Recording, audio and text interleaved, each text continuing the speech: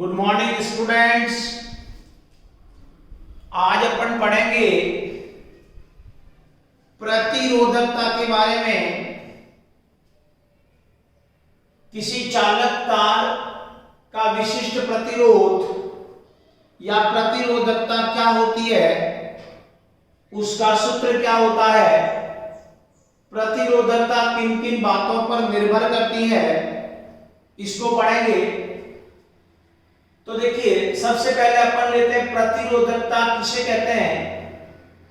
किसी चालक पदार्थ का वह गुण है जो उस चालक में से प्रवाहित विद्युत धारा के लिए रुकावट या बाधा उत्पन्न करता है, तथा वह गुण जो उस पदार्थ के ताप एवं प्रकृति पर निर्भर करता है, उसे प्रतिरोधकता या विशिष्ट प्रतिरोध कहते हैं। प्रतिरोधकता को अपन रो से व्यक्त करते हैं। अब अपन इस प्रतिरोधकता के सूत्र का व्युत्पन्न करेंगे। तो माना कि एक चालक तार दे रखा है जिसकी लंबाई कैपिटल L है और इस तार का अनुप्रस्थ काट क्षेत्रफल कैपिटल A है। इस चालक तार के अंदर एकांक आयतन में मुक्त इलेक्ट्रॉनों की संख्या स्मॉल n है, जिसको अपन आवेश घनत्व कहते हैं। जब इस चालक के सिरों के बीच V विभवांतर वाली बैटरी या सेल को आरोपित करते हैं, तब मुक्त इलेक्ट्रॉन बैटरी के धनात्मक सिरे की तरफ अपवहन वेग Vd के साथ गति करते हैं और उस चालक के अंदर प्रवाहित विद्युत धारा का मान I = NEA/Vd होता है, जहां Vd = small e multiple capital E upon m multiple T average होता है। तो इसको समीकरण नंबर 1 में रखने पर I = NE² A capital E upon m multiple T average. T average है शांतिकाल, स्मॉल m है इलेक्ट्रॉन का द्रव्यमान। तो अब अपन इस A का भाग लगाते हैं I में। तो I अपॉन A जो होता है वो J होता है, जिसको अपन धारा घनत्व कहते हैं। तो धारा घनत्व = NE² T average upon m multiply capital E, जिसको बोलेंगे विद्युत क्षेत्र। तो ये जो राशि है NE² T average upon m, इसको अपन बोलते हैं सिग्मा या उस चालक तार की चालकता। तो इस चालकता का सूत्र आ गया sigma = NE² T average upon m। अब देखिए, किसी तार की चालकता का जो व्युत्क्रम होता है, चालकता का जो उल्टा होता है, उसको अपन प्रतिरोधकता कहते हैं। अतः प्रतिरोधकता बराबर हो जाएगी 1 अपॉन चालकता। तब प्रतिरोधकता बराबर 1 अपॉन रो और प्रतिरोधकता बराबर आ जाएगी m upon NE² T average. ये किसी भी चालक तार की प्रतिरोधकता के सूत्र का मान आ गया है। प्रतिरोधकता का जो मात्रक होगा वो ओम गुणा मीटर होता है। प्रतिरोधकता की विमा m A-2 होती है, जिसको ओम की विमा मल्टीपल L कर देते हैं तो ये विमा अपने को मिल जाएगी प्रतिरोधकता की। प्रतिरोधकता एवं प्रतिरोध में एक संबंध होता है। प्रतिरोध जो है प्रतिरोधकता से थोड़ा भिन्न होता है। प्रतिरोध इक्वल टू प्रतिरोधकता मल्टीप्लाई L अपॉन A, जहां L उस चालकता की लंबाई है और A उसकी मोटाई है। तो फिर से देखिए, यदि अपन उस तार को 1 मीटर लंबा ले लेते हैं, कोई भी एक चालक तार है, उसकी लंबाई 1 मीटर है और उस तार का अनुप्रस्थ काट क्षेत्रफल 1 मीटर स्क्वायर है, तो इस तार का जितना प्रतिरोध होगा वो उसके विशिष्ट प्रतिरोधकता के तुल्य होगा, बराबर होगा।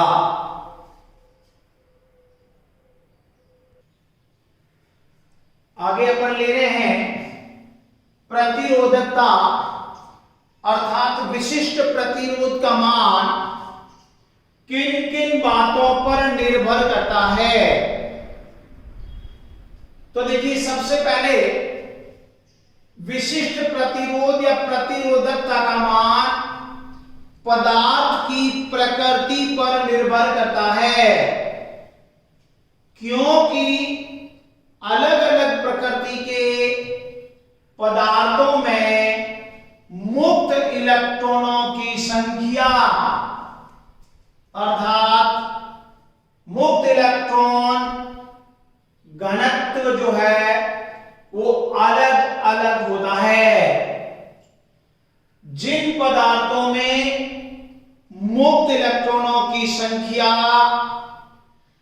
अधिकतम होती है, उन पदार्थों की प्रतिरोधकता कम होती है और जिन पदार्थों में मुक्त इलेक्ट्रॉनों की संख्या कम होती है, उनकी प्रतिरोधकता अधिक होती है। धातुओं की प्रतिरोधकता सबसे कम होती है एवं उनकी चालकता अधिकतम होती है, और धातुओं में भी चांदी सिल्वर की चालकता सबसे अधिक होती है और प्रतिरोधकता सबसे कम होती है, क्योंकि धातुओं के अंदर मुक्त इलेक्ट्रॉनों की संख्या सर्वाधिक होती है। अर्धचालकों की प्रतिरोधकता चालकों व मिश्र धातुओं से अधिक होती है, जबकि कुचालकों की प्रतिरोधकता सबसे अधिक होती है और विद्युत चालकता न्यूनतम होती है। अतः अपन कुचालक, अर्धचालक, मिश्र धातु और चालकों को प्रतिरोधकता के क्रम में लिखें तो कुचालकों की प्रतिरोधकता सबसे ज्यादा, उससे कम अर्धचालकों की, उससे कम मिश्र धातुओं की, और सबसे कम प्रतिरोधकता है वो है धातुओं या चालकों की। दूसरा बिंदु जिसके ऊपर प्रतिरोधकता निर्भर करती है वो है ताप। प्रतिरोधकता या विशिष्ट प्रतिरोध का मान पदार्थ के ताप पर निर्भर करता है। अब ताप पर निर्भर अलग अलग पदार्थों पे अलग अलग तरीके से करेगा। ताप बढ़ने पर चालकों अर्थात धातुओं की प्रतिरोधकता का मान बढ़ता है और चालकता का मान घटता है। ऐसा क्यों होता है? ऐसा इसलिए होता है कि चालकों के अंदर ताप बढ़ने पर श्रांति काल का मान घट जाता है। जिससे उनकी प्रतिरोधकता बढ़ जाएगी। जबकि अर्धचालकों में ताप बढ़ने पर प्रतिरोध या प्रतिरोधकता का मान घटता है, क्योंकि ताप बढ़ने से अर्धचालकों में सहसंयोजी बंध टूटने से मुक्त इलेक्ट्रॉनों व होल्स की संख्या में वृद्धि होती है, धारावाहकों की संख्या में वृद्धि होती है। जबकि मिश्र धातुओं जैसे यूरेका, मैंगन, कॉन्स्टेंटाइन के अंदर प्रतिरोधकता पर ताप का नगण्य प्रभाव पड़ता है, क्योंकि मिश्र धातुओं के लिए ताप प्रतिरोधकता गुणांक का मान अति अल्प या नगण्य होता है। तीसरी स्थिति, किसी भी चालक या धातु में अशुद्धियों को मिलाने पर प्रतिरोधकता का मान बढ़ जाता है। मिश्र धातु जब बनती है तो अशुद्धि मिलाते हैं, इसीलिए अपन कहते हैं मिश्र धातु का प्रतिरोध जो है शुद्ध धातुओं से ज्यादा होता है। जबकि अर्धचालकों में अशुद्धि मिलाने पर प्रतिरोधकता का मान घटता है। यही कारण है कि P प्रकार के और N प्रकार के अर्धचालकों की चालकता ज्यादा होती है, प्रतिरोधकता कम होती है शुद्ध अर्धचालकों की तुलना में। अब वेरी इंपॉर्टेंट पॉइंट नोट करने योग्य बात है, प्रतिरोधकता या चालकता का मान जो है वो चालक तार की भुजाओं अर्थात लंबाई व मोटाई पर निर्भर नहीं करता है। तार लंबा है, पतला है, मोटा है, उस बात पर विशिष्ट प्रतिरोध और चालकता निर्भर नहीं करेगा, क्योंकि विशिष्ट प्रतिरोध और चालकता जो है उस पदार्थ का एक विशेष गुण है। तो रो निर्भर नहीं करेगा लंबाई पर, इसलिए लंबाई की घात 0। विशिष्ट प्रतिरोध निर्भर नहीं करेगा मोटाई पर, इसलिए रो समानुपाती अनुप्रस्थ काट की घात 0, मोटाई की घात 0। यहां पर दो तार लिए हैं, एक L लंबाई का है और A अनुप्रस्थ काट क्षेत्रफल का है, दूसरा 2A काट क्षेत्रफल का है, 2L लंबाई का है।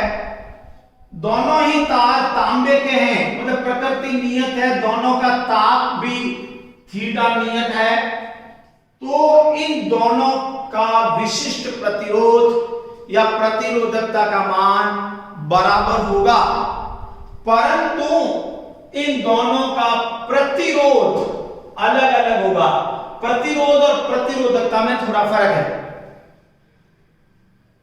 प्रतिरोध जो होता है वो होता है R = ρL/A होता है, ये प्रतिरोधकता है। प्रतिरोध जो है वो तार की लंबाई और मोटाई पर भी निर्भर करेगा, ताप और प्रकृति के साथ साथ। इसके आगे अपन ले रहे हैं धातुओं अर्थात चालकों के प्रतिरोधकता या विशिष्ट प्रतिरोध पर ताप का प्रभाव समझाइए। धातुओं के ऊपर प्रतिरोधकता के ऊपर ताप का क्या प्रभाव होता है? तो देखिए, हम जानते हैं कि किसी पदार्थ के प्रतिरोधकता का सूत्र जो होता है रो बराबर m/n(e²t एवरेज ओम मल्टीप्लाई मीटर होता है, जहां m है इलेक्ट्रॉन का द्रव्यमान, e इलेक्ट्रॉन पर आवेश और n मुक्त इलेक्ट्रॉनों की संख्या उस पदार्थ में और t श्रांति काल। ये श्रांति काल तो जो है वो सामान्यतः ताप के साथ बदलता है और n मुक्त इलेक्ट्रॉनों की संख्या जो प्रकृति के साथ और ताप दोनों के साथ बदलता है।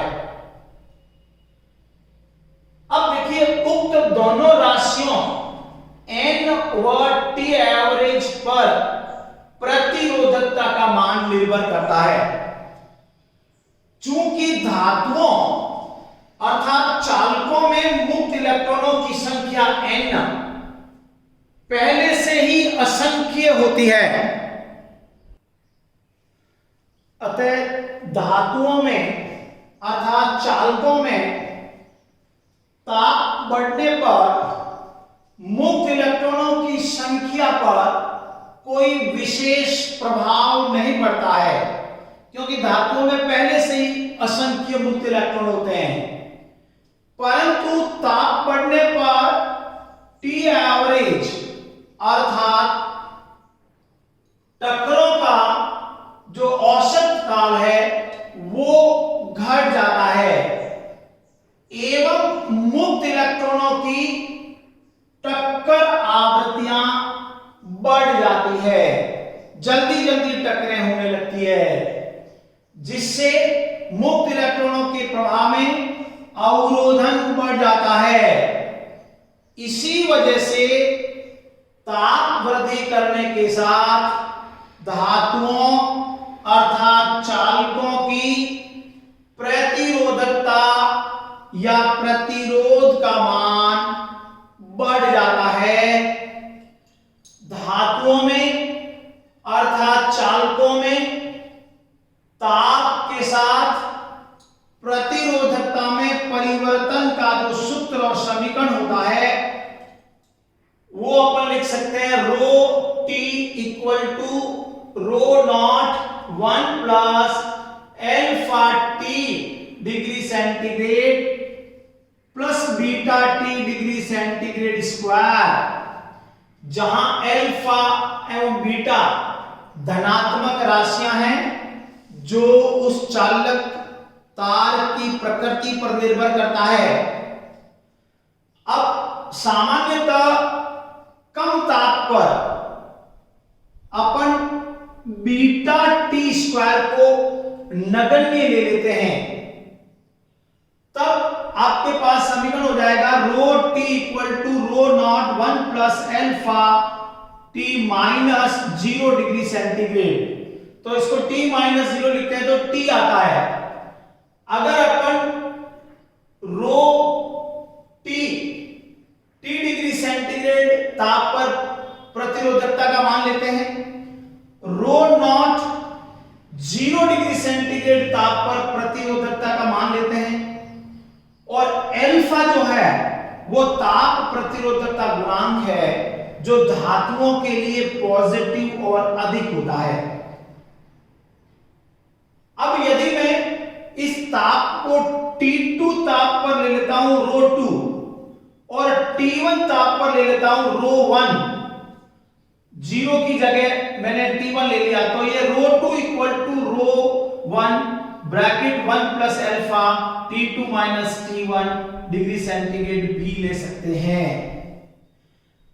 अगर अपन इसको ऐसा लिखें rho 2 equal to rho naught 1 plus alpha T2 degree centigrade और rho 1 equal to rho naught 1 plus alpha T1 degree centigrade, और फिर अपन समीकरण नंबर 2 में 1 का भाग लगा दें तो रो नॉट से रो नॉट कट जाएगा। इसको आप दो अलग अलग तापों पर प्रतिरोधकताओं का अनुपात ले सकते हैं, और या रो नॉट से रो नॉट 0 डिग्री सेंटीग्रेड पर प्रतिरोधकता कैंसिल हो जाएगी। और यही इसी सूत्र से अपन एल्फा का मान भी ज्ञात कर सकते हैं, इसको क्रॉस मल्टीप्लाई करके। फिर इससे आगे अपन लेते हैं चालकों अर्थात धातुओं के लिए प्रतिरोधकता व ताप के मध्य वक्र। ताप के मध्य वक्र अपन रो और डिग्री सेंटीग्रेड ताप के बीच बना सकते हैं, रो और केल्विन ताप के बीच में बना सकते हैं। तो देखिए आपके पास समीकरण है rho T equal to rho naught plus rho naught alpha T degree centigrade. यहां से देखिए rho T equal to rho naught plus rho naught alpha T degree centigrade. तो आपके पास में इसको अगर मैं y लेता हूं, इसको मैं अगर x लेता हूं ये आपका m हो गया, ये आपका कांस्टेंट c हो गया। तो y equal to mx plus c एक सरल रेखा का समीकरण हो गया है। तो यहां से देखिए, जब अपन ताप को कम करते जाते हैं और मैंने ताप को ले लिया 0 डिग्री सेंटीग्रेड, 0 डिग्री सेंटीग्रेड ताप पर ये जो विशिष्ट प्रतिरोध है ये rho T equal to rho naught हो जाएगा जब अपन इसको 0 लिख देंगे। अब फिर अपन ताप को 0 डिग्री सेंटीग्रेड से कम करते जाते हैं, ऋणात्मक में, नेगेटिव में करते जाते हैं, तो रो का मान भी रो नॉट से कम होता जाएगा, रो नॉट से कम होता जाएगा रो का मान। और एक वो विशेषता जिस पर उस तार का विशिष्ट प्रतिरोध या प्रतिरोधकता का मान 0 हो जाता है, 0 हो जाता है, उसको अपन बोलते हैं क्रांतिक ताप। और जहां उसकी प्रतिरोधकता 0 हो गई, वो पदार्थ उस ताप के ऊपर अति चालक की तरह काम करेगा और वो ताप आएगा T equal to -1 upon alpha degree centigrade या -1 अपॉन 273 डिग्री सेंटीग्रेड के लगभग। जैसे इसे पीछे अपने पढ़ा था अति चालक पदार्थों में, मरकरी, लेड, ये जो पदार्थ है वो लगभग 4 केल्विन से लेकर 7 केल्विन ताप अर्थात -267 डिग्री सेंटीग्रेड के आसपास अति चालक हो जाते हैं और उनका प्रतिरोध या प्रतिरोधकता अचानक 0 बन जाती है। अब फिर अगर अपन किसी चालक के ताप को बढ़ाते हैं 0 से प्लस की तरफ, अब बढ़ाएंगे ताप को 0 से ज्यादा, तो उसकी प्रतिरोधकता या प्रतिरोध का मान बढ़ेगा। ये जैसे कुछ बढ़ेगा तो रो नॉट के अंदर जुड़ता जाएगा, रो नॉट के अंदर रो नॉट अल्फा इनटू ये टी जितना बढ़ता जाएगा उतना जुड़ता जाएगा। तो ये रैखिक रूप से विशिष्ट प्रतिरोध या प्रतिरोधकता का मान चालकों के लिए बढ़ता जाएगा जब अपन ताप बढ़ाएंगे। परंतु जब ताप बहुत ज्यादा लेते हैं तब ये प्रतिरोधकता रैखिक रूप से नहीं रहती है, रैखिक रूप से विचलित हो जाती है और वह अरेखीय वक्र बन जाता है उच्च ताप पर। इस प्रकार अपन कह सकते हैं कि धातुओं के अंदर ताप बढ़ने पर प्रतिरोधकता या प्रतिरोध का मान बढ़ेगा और ताप घटने पर प्रतिरोधकता का मान घटेगा। इसी प्रकार अगर अपन प्रतिरोधकता और केल्विन ताप के बीच में वक्र बनावे तो अपने को मूल बिंदु से गुजरने वाली सरल रेखा प्राप्त होती है और उसका जो समीकरण होगा rho capital T equal to rho naught multiply T upon 273, ये कैपिटल T जो है वो केल्विन के अंदर ताप है। इससे आगे अपन लेंगे अर्धचालकों की प्रतिरोधकता पर ताप का प्रभाव। देखिए अर्धचालकों में सहसंयोजी बंध पाए जाते हैं। ताप बढ़ने पर सहसंयोजी बंध टूटते हैं जिससे धारावाहकों मुक्त इलेक्ट्रॉन व होल्स की संख्या में वृद्धि होती है तथा ताप बढ़ने पर श्रांति काल के घटने के प्रभाव की तुलना में आवेश वाहकों के बढ़ने के प्रभाव से कम होता है, अर्थात n का प्रभाव ज्यादा होता है, टी एवरेज का प्रभाव कम होता है। इसी वजह से अर्धचालकों में ताप बढ़ने पर का मान बढ़ता है, जिससे प्रतिरोधकता का मान घटता है एवं प्रतिरोध भी घटता है और चालकता बढ़ती है। यदि अर्धचालकों को ठंडा करने पर अर्थात ताप घटाने पर चालन बैंड में पहुंचने वाले मुक्त इलेक्ट्रॉनों की संख्या में कमी आती है, अर्थात अर्धचालकों को ठंडा करने पर आवेश वाहकों या धारा वाहकों की संख्या घट जाती है, जिससे उनकी प्रतिरोधकता या प्रतिरोध का मान बढ़ जाता है और चालकता घट जाती है। जब अर्धचालक को -273 डिग्री सेंटीग्रेड या 0 केल्विन ताप तक ठंडा किया जाता है, तब अर्धचालकों का चालन बैंड पूर्णतः खाली होता है, अर्थात चालन बैंड में कोई भी मुक्त इलेक्ट्रॉन नहीं होता है। तब 0 केल्विन ताप पर अर्धचालक पदार्थ कुचालक पदार्थ की भांति व्यवहार करते हैं। अर्धचालक पदार्थों के लिए ताप के साथ प्रतिरोधकता में परिवर्तन का सूत्र या समीकरण जो होगा वो होगा ρT = ρ0 bracket 1 minus alpha T degree centigrade minus 0, जिसको अपन सीधा T लिख सकते हैं, जहां अल्फा ताप प्रतिरोधकता गुणांक है जो अर्धचालकों के लिए ऋणात्मक व अधिक होता है, नेगेटिव में होता है। ρT बराबर T डिग्री सेंटीग्रेड पर उस अर्धचालक की प्रतिरोधकता है और ρ0 बराबर 0 डिग्री सेंटीग्रेड ताप पर प्रतिरोधकता का मान है।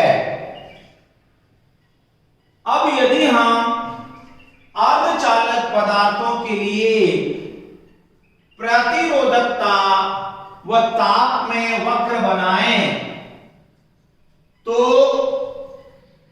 0 डिग्री सेंटीग्रेड ताप के ऊपर उसकी प्रतिरोधकता होगी ρ0, 0 डिग्री सेंटीग्रेड ताप पर प्रतिरोधकता। अब जैसे जैसे अपन ताप बढ़ाएंगे प्रतिरोधकता या प्रतिरोध का मान कम होता जाएगा और एक वह ताप T = 1/अल्फा या 273 के ऊपर जो प्रतिरोधकता का मान होगा वो लगभग 0 हो जाएगा।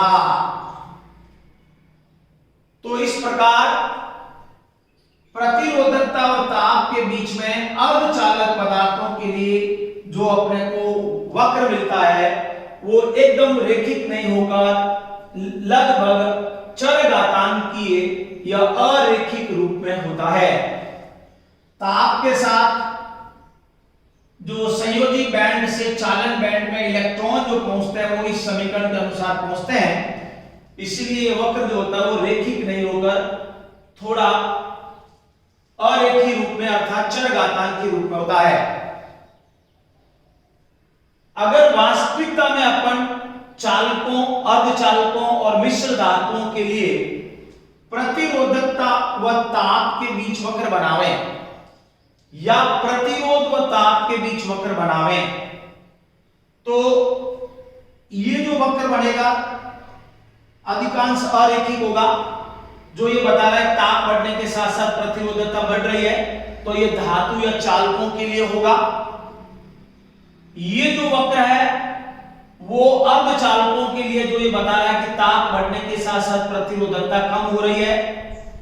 और ये जो वक्र है वो मिश्र धातु पदार्थों के लिए है, जो ये वक्र ये बता रहा है कि ताप परिवर्तन के साथ मिश्र धातुओं के प्रतिरोध या प्रतिरोधकता में नगण्य परिवर्तन होता है, कोई विशेष परिवर्तन नहीं आता है। इसलिए मिश्र धातुओं का जो वक्र है वो लगभग सीधा है प्रतिरोधकता अक्ष के लंबवत या ताप के समांतर।